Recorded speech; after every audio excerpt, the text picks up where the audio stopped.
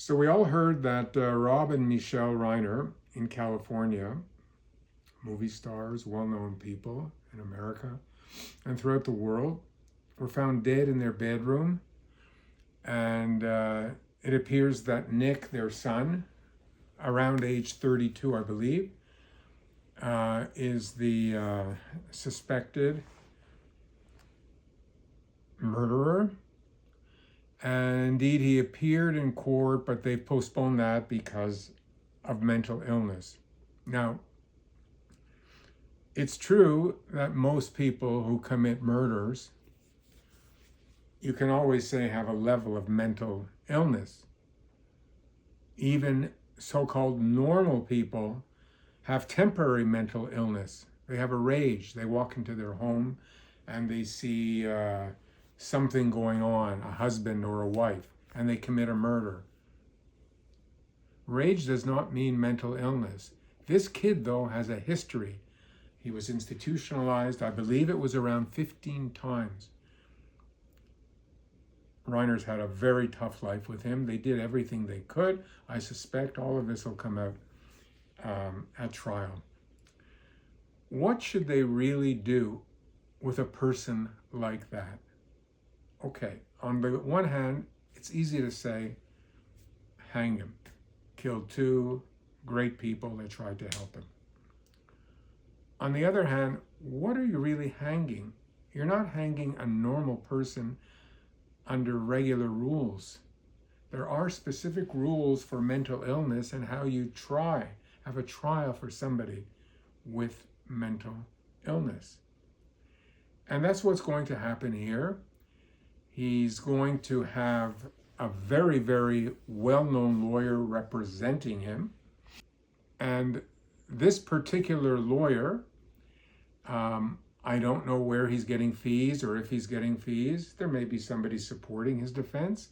He's certainly entitled to the defense. And I have no idea what he's going to say. The nature of his mental illness, we don't know. He may not have great memory of even what he did. It appears that there was a fight recently, could have been the day before, the night before, some family event, I believe. And this may have resulted in this particular event. What do you do to protect society? And what does that mean, protect society? Part of protecting society is protecting the kid that committed that murder too. Because there's millions of people like that who, for whatever reason, commit wrongdoing, be it murder or anything else. And in this day and age, it could even be terror.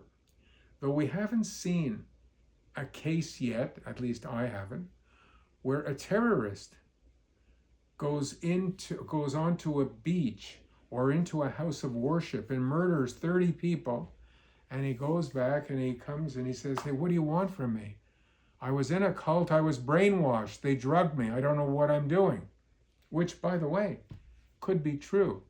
Is that a defense? But more importantly, if you're a voter, if you're a citizen in a country, should you be allowed to use that as a defense? I have a personal opinion of that, and the truth is, really, it depends on all the circumstances. You have a woman who drives her 5 children into a lake in a car and drowns them and comes out. It's the circumstances, but what are the circumstances?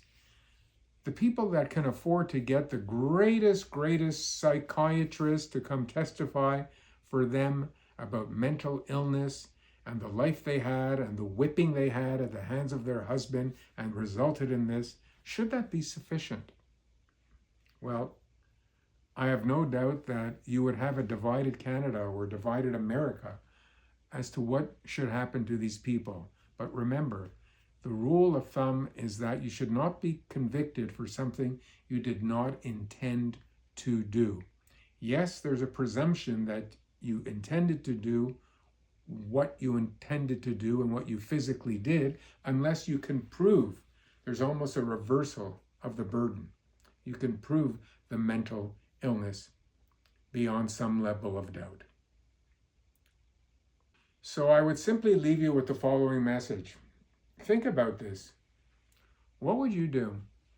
What would you do if your own kid who is handicapped, who has a serious disability, and who has mental illness, and then murders the parents or the parent that took care of them for 40 or 50 years, and suddenly this kid stabs a parent to death? Now, my own personal view is, God forbid, if there was a family member that stabbed somebody to death, I would not want to see him or her in prison the rest of their life. Yes, I would want to see him in some level of institution where there's not enough of, that's for sure, to take care of him, to give him a better life. But what's the point of sending him to a jail with all sorts of deviant people, normal criminals, if you will? But let's face it, I don't know the exact statistics, but jails are 75%, I would venture to say, filled with people that have mental illness. What are you going to do? You decide.